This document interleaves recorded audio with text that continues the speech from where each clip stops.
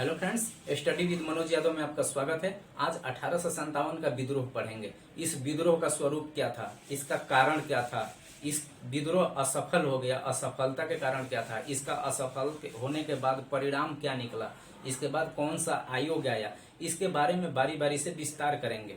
इससे पहले इस विद्रोह के बिल्कुल एक कहानी के तौर पे पढ़ेंगे ताकि ये आपके माइंड में एक सारांश के तौर पे सेट हो जाए। आगे से कभी भी इस विद्रोह से कोई प्रश्न पूछा जाए तो एक प्रश्न भी न छूटे।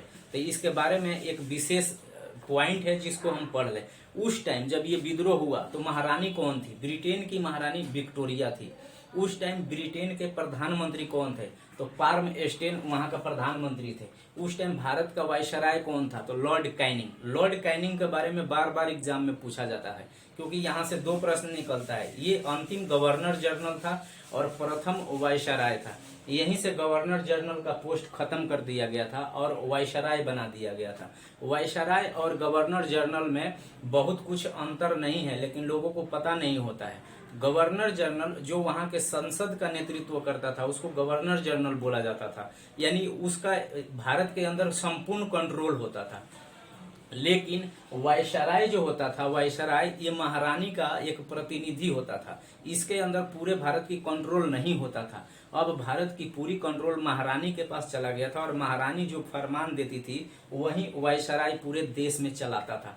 तो वायसराय और गवर्नर जनरल में यही अंतर है। वायसराय महारानी का प्रतिनिधि था जबकि गवर्नर जनरल वहां के संसद का प्रतिनिधि होते थे। इसके बाद उस टाइम जब ये विद्रोह हुआ तो मुगल बादशाह कौन थे? हमारे देश के सबसे बड़ा बादशाह यही थे, मुगल बादशाह बहादुर शाह जफर। जफर से 2-3 क्वेश्चन पूछा जाता है। बहादुर शाह जफर दिल्ली से नेतृत्व किए थे और इनका सेनापति था बख्त खां।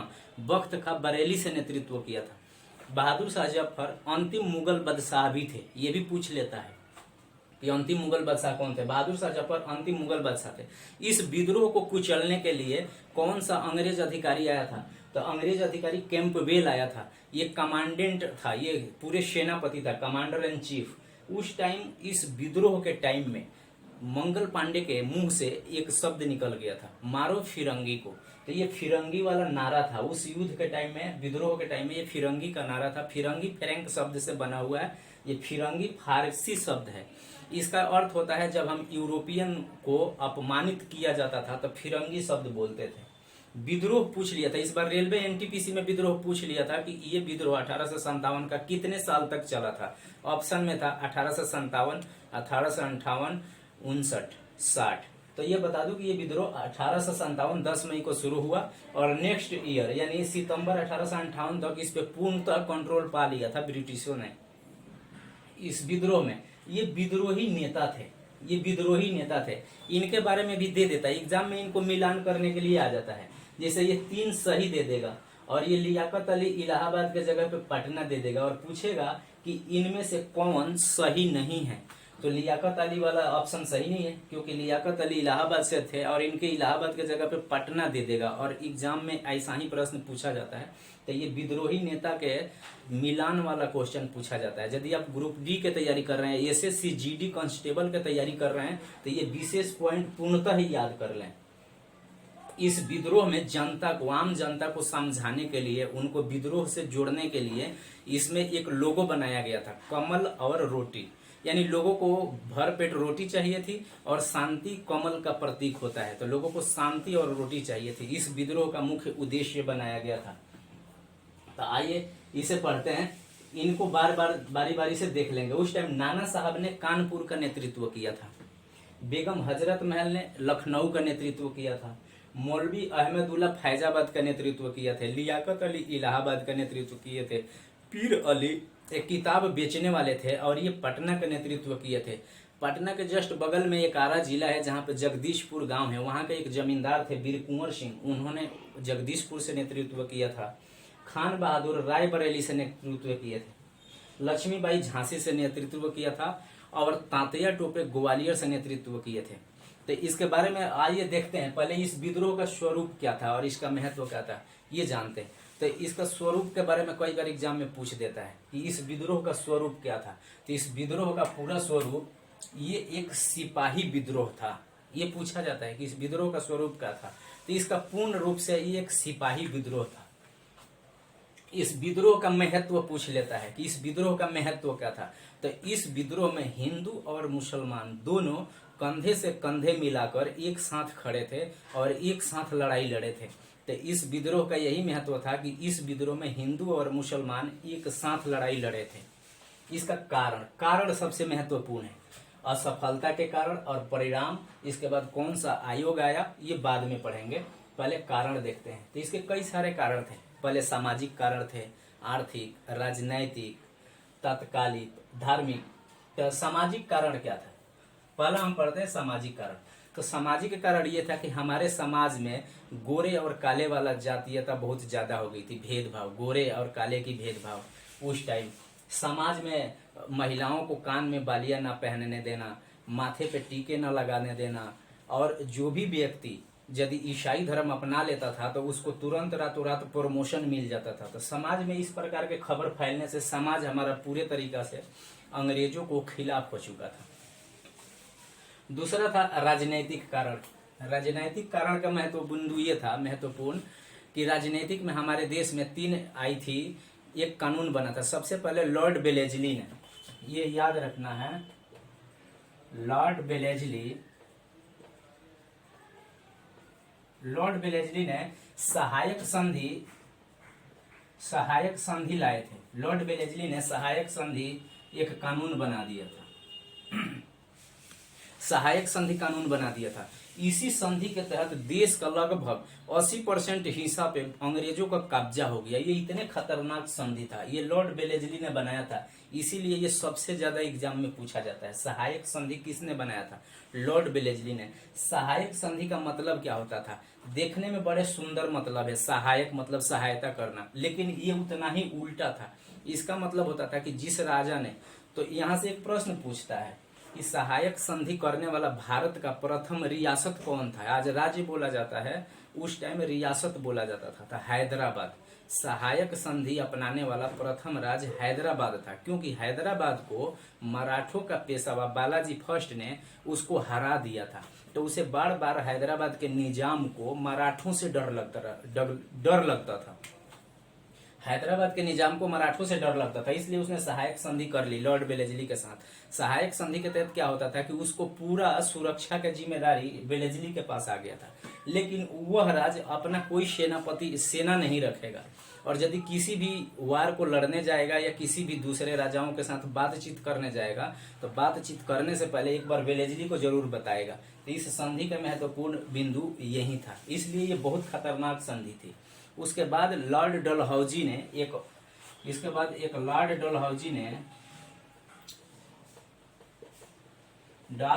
ने विलय की नीति लाया।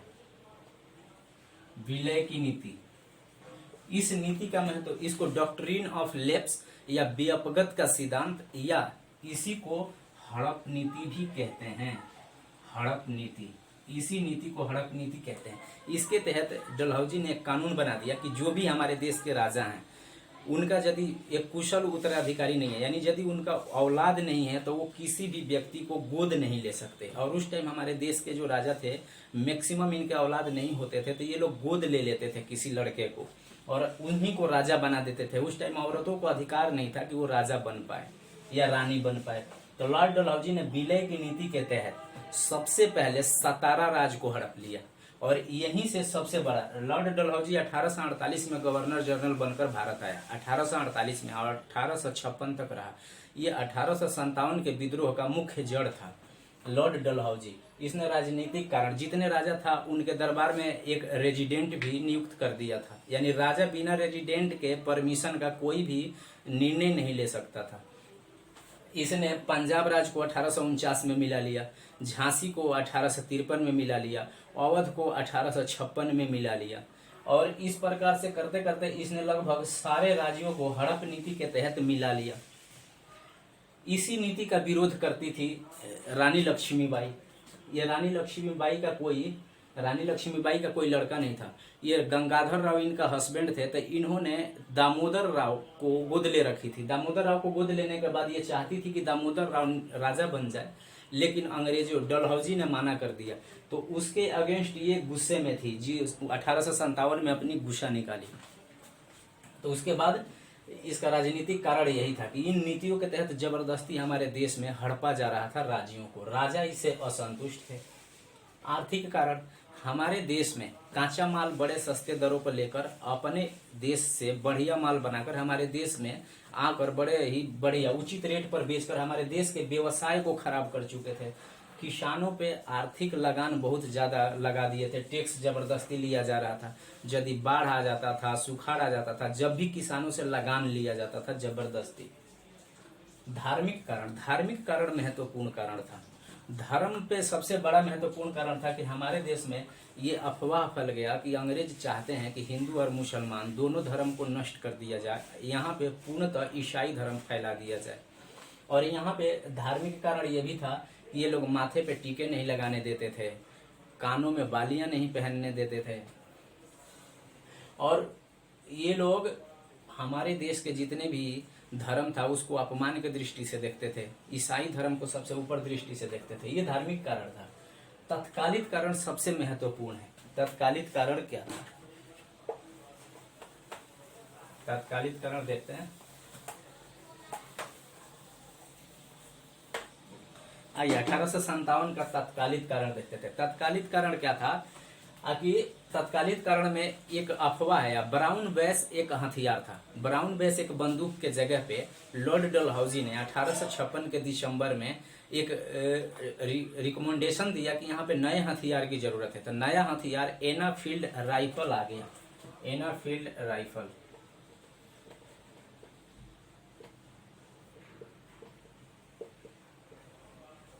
इस राइफल का नाम था P53 एनाफील्ड राइफल। इस राइफल के अंदर जो कारतूस भरा जाता था, उस कारतूस में जंग बड़े जल्दी लग जाता था। तो उस जंग से बचाने के लिए इस कारतूस के ऊपर गाय या सुअर की चर्बी का एक परत चढ़ा दिया गया था। वो जो गाय और सुअर की चर्बी की परत थी, वो हिंदू और मुसलमान दोनों के लिए खतरनाक था। दोनों के लिए धार्मिक भावना को बड़े ही ठेस पहुंचाता था। और इसी के एनाफील्ड राइफल को चलाना कैसे है, इसी राइफल को बताने के लिए इंग्लैंड से एक कमांडेंट आया था, राइट। Commandant right. ये दमदम एक जगह है। ये कारतूस बनाने की जो फैक्ट्री थी दमदम में थी। दमदम वेस्ट बंगाल में है। वेस्ट बंगाल में दमदम एक जगह है जहां पे ये कारतूस बनाया जा रहा था। वहीं पे एक हमारे देश के दलित जाति के व्यक्ति काम कर रहे थे।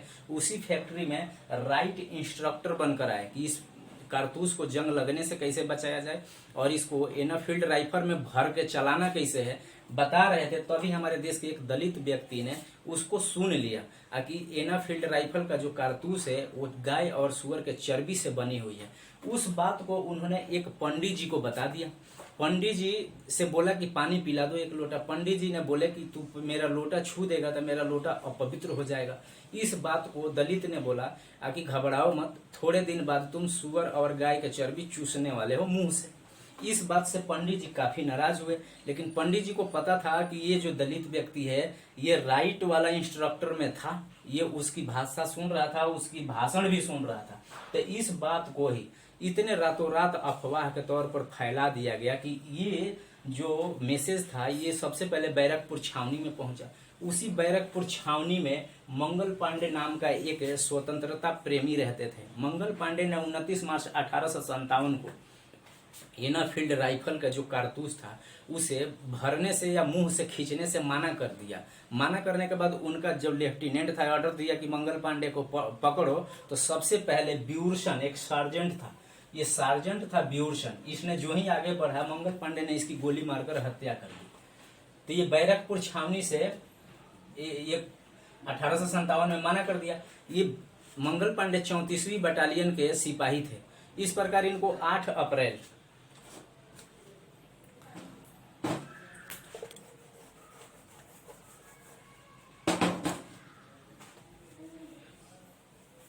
इस प्रकार 8 अप्रैल 1857 को मंगल पांडे को पकड़कर फांसी दे दिया गया।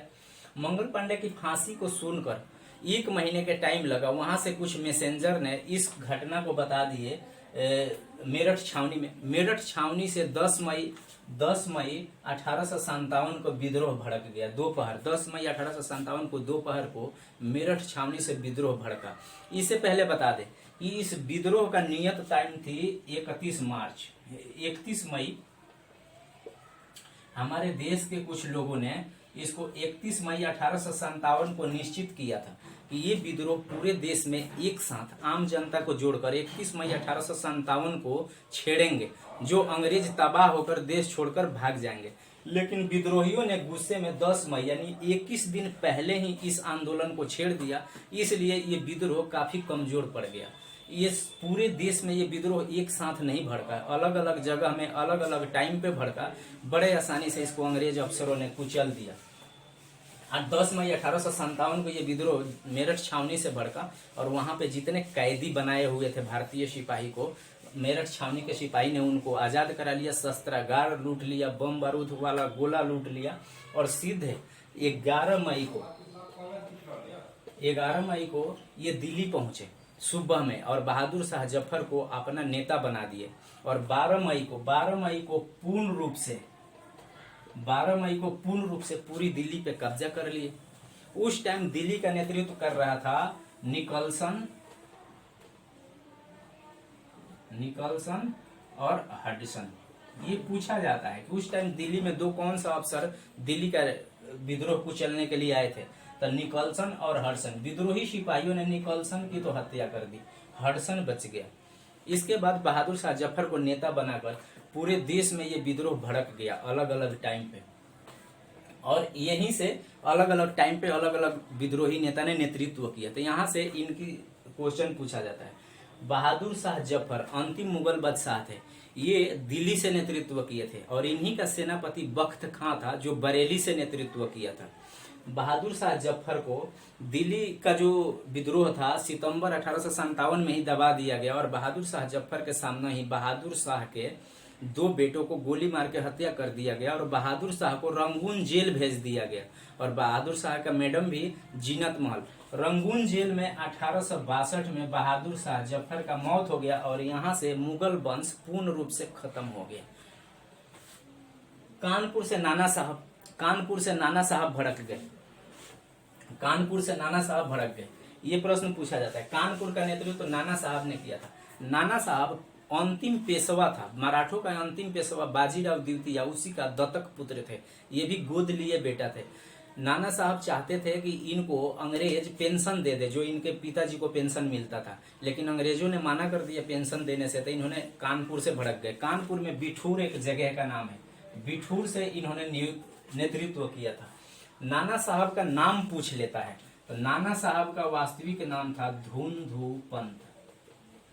ये यदि आप SSC GD का स्टूडेंट है तो ये जरूर याद रखें। डायरेक्ट ये कई बार एग्जाम में पूछ लिया है कि नाना साहब का ओरिजिनल नाम क्या था, तो धुंधु पंत।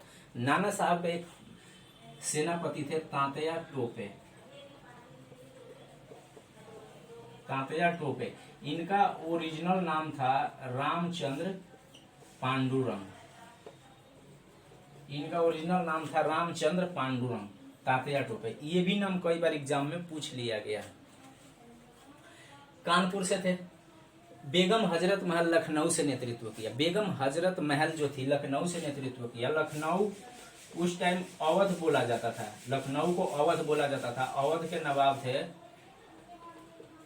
वाजिद